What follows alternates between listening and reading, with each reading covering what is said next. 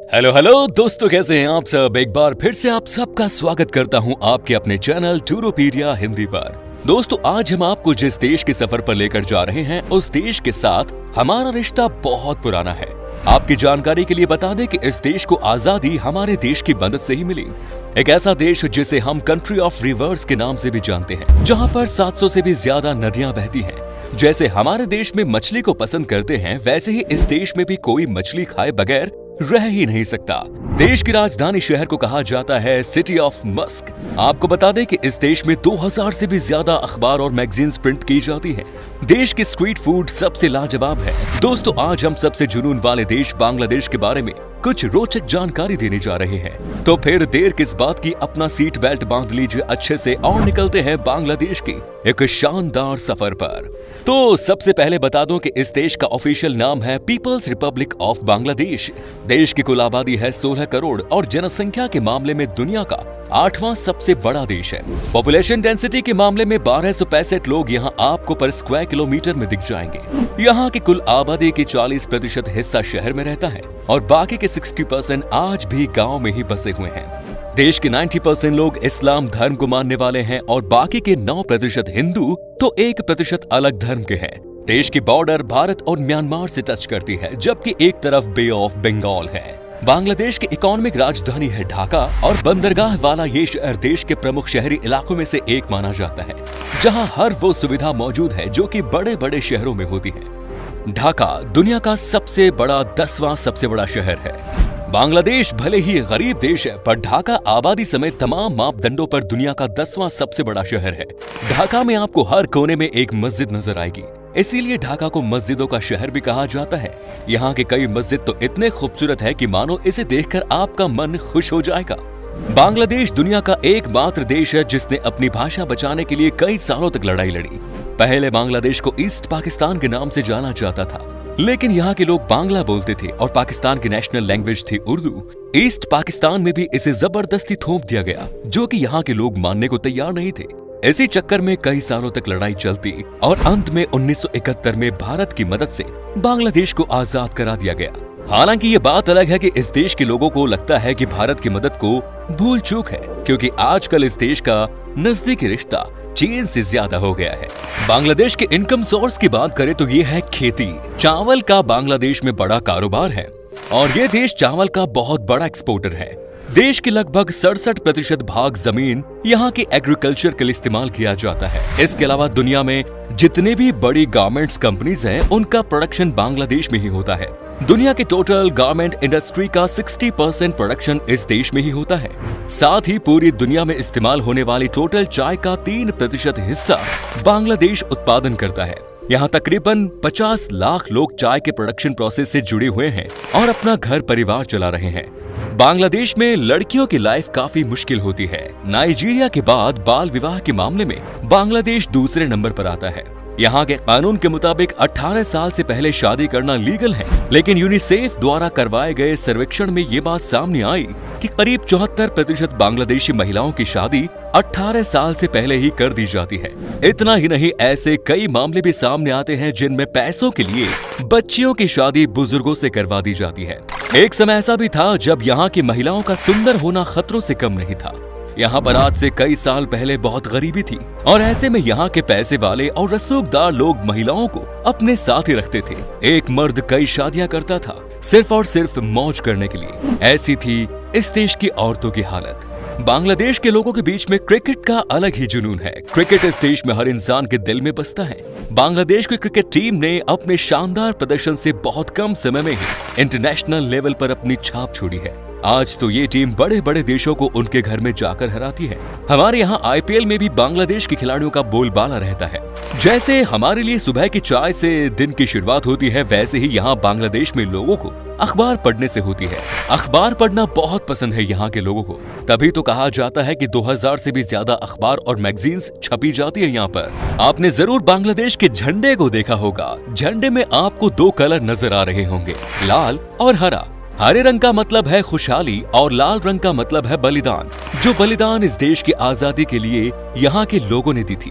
भारत और बांग्लादेश का सुंदरबन दुनिया का सबसे बड़ा सदाबहार वन है। सुंदरबन का 40% हिस्सा भारत में है तो 60% हिस्सा बांग्लादेश में। सुंदरबन को यूनेस्को वर्ल्ड हेरिटेज साइट्स में शामिल किया गया है, जो सुंदरी के पेड़ों के नाम पर रखा गया है। सुंदरबन बंगाल की शान रॉयल बंगाल टाइगर का घर है। बांग्लादेश की एक बात जो आपको चौंका सकती है वो ये कि यहाँ के लोग मुस्कुराने को गलत मानते हैं। यहाँ आपको देखकर हंसने वाला कोई नहीं मिलेगा। इस देश में जो लोग भी स्माइल पास करते हैं वो ना समझ होते हैं। यहाँ के लोगों की माने तो मुस्कुराना इमेच्योरिटी की निशानी है। बांग्लादेश को कंट्री ऑफ रिवर्स भी कहते हैं क्योंकि इस छोटे से देश में 700 से ज्यादा नदियां बहती हैं। एशिया की 3 सबसे बड़ी नदियां गंगा, मेघना और ब्रह्मपुत्र, ये तीनों ही बांग्लादेश से बहती हैं। हालांकि इन नदियों के फायदे भी हैं तो नुकसान भी बड़ा है। इन नदियों के कारण बांग्लादेश में हर साल भयानक बाढ़ आती है जो यहाँ की अर्थव्यवस्था को हिला कर रख देती है। दोस्तों, बाढ़ से एक बात जो याद आई वो ये कि बांग्लादेश में आपको बाढ़ के समय एक अनोखी चीज दिखती है और ये है बोट स्कूल। जैसा कि आपसे पहले भी कहा गया था कि बाढ़ की वजह से यहाँ का सब कुछ तबाह हो जाता है, लेकिन बच्चों का पढ़ाई में कोई नुकसान न हो, इसीलिए देश में बोट स्कूल का कॉन्सेप्ट शुरू किया गया है और ये बहुत ही बड़ी सफलता भी है। ज्यादातर देशों में हम कहते हैं कि 4 सीजन्स होते हैं, लेकिन आपको बता दूं कि बांग्लादेश में 6 सीजन्स होते हैं। समर, ऑटमन, विंटर और स्प्रिंग के अलावा ये 2 और हैं, रेनी और कूल सीजन। एक बात जो आपको बांग्लादेश की बिल्कुल भी अच्छी नहीं लगेगी वो ये कि यहाँ पर गंदगी बहुत ज्यादा देखने को मिलेगी। यहाँ पर आपको शायद सबसे ज्यादा इसी चीज से परेशानी हो सकती है। कई साल हो गए हैं लेकिन चीजें ये अब तक नहीं बदली। गंदगी के बाद एक और समस्या जो इस देश को परेशान कर रही है वो ये कि यहाँ पर ट्रैफिक बहुत दिक्कत है। बांग्लादेश में आपको हर जगह भयानक ट्रैफिक देखने को मिलेगा। साइकिल और रिक्शा की वजह से यहाँ पर खतरनाक जैम दिखता है। आप जहाँ भी जाएंगे आपको चारों तरफ ट्रैफिक ही ट्रैफिक नजर आएगा। तभी कहा जाता है कि अगर आपको ढाका से फ्लाइट लेनी है तो कम से कम 4 घंटे पहले निकलना होगा। ये देश भले ही छोटा हो लेकिन आपको बता दूं कि इस देश में 17 एयरपोर्ट्स हैं। मतलब बाय एयर जाने में आपको यहाँ कभी कोई परेशानी नहीं होगी। साथ ही एक बड़े शहर से दूसरे शहर भी आप आराम से पहुंच सकते हैं। बांग्लादेश के पास ही है दुनिया का सबसे बड़ा अनइंटरप्टेड सी बीच। इसका नाम है बाजार बीच, जो कि 120 किलोमीटर लंबा है। मतलब आप इस बीच को अगर पूरा देखना चाहते हैं तो आपको 2 दिन का समय लग जाएगा। वैसे आपको बता दूं कि इसी बीच पर बांग्लादेश का सबसे बड़ा मार्केट भी लगता है। दोस्तों, भारत का पड़ोसी देश बांग्लादेश सैलानियों की काफी पसंदीदा और खास जगह है। प्रकृति की हरियाली से भरे इस देश में देखने लायक कई खास जगह हैं। सैलानियों को यहाँ ऐतिहासिक स्मारक, समुद्र तट, पिकनिक स्पॉट, जंगल और आदिवासी लोग देखने को मिलते हैं। साथ ही मछली पकड़ने के शौकीन पर्यटकों को ये मौका भी मिलता है। दोस्तों, अब हम आपको बताते हैं बांग्लादेश में वो कौन कौन सी जगह हैं जहां पर कि आप छुट्टी मनाने के लिए जा सकते हैं। Number 1 is Dhaka. दोस्तों, बांग्लादेश की राजधानी ढाका पर्यटकों को अपनी ओर आकर्षित करती है।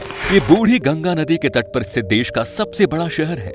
इस जगह पर river craft, country boats, paddle streamers और फिशरमैन्स बोट्स की गतिविधियों से भीड़ भाड़ रहती है।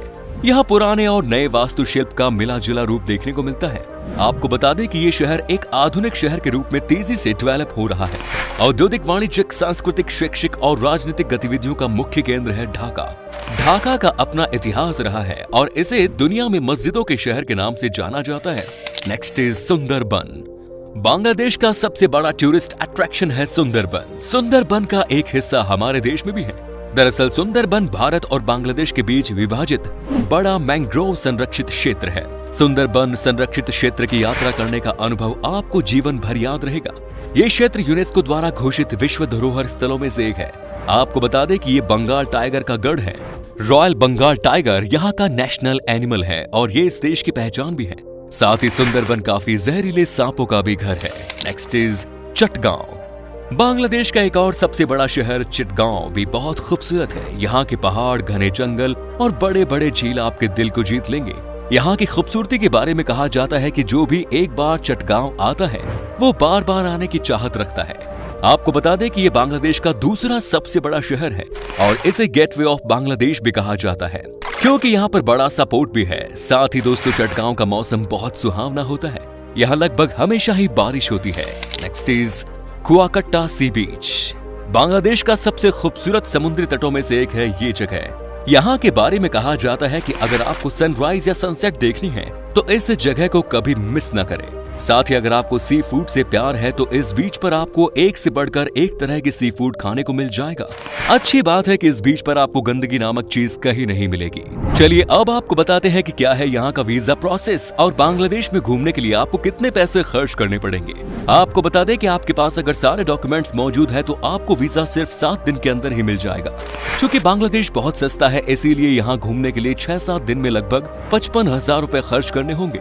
दोस्तों बांग्लादेश की करेंसी है बांग्लादेशी टका, जिसकी वैल्यू है सिर्फ 0.87 भारतीय रुपए के बराबर। तो ये था बांग्लादेश। कैसा लगा हमें बताइए कमेंट्स में। क्या कभी आपने विजिट की है इस देश की, और अगर की है तो आपका एक्सपीरियंस कैसा रहा हमारे साथ शेयर जरूर करें। उम्मीद है आपको हमारा ये एपिसोड पसंद आया होगा।